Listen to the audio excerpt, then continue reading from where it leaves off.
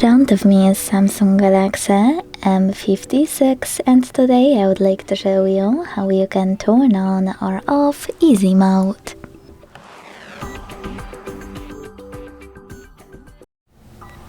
All you need to do is open settings and scroll to hit display.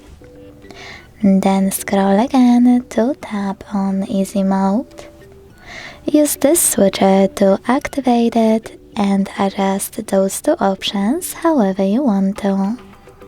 When you finished, go back. As you can see, after that, easy mode is on.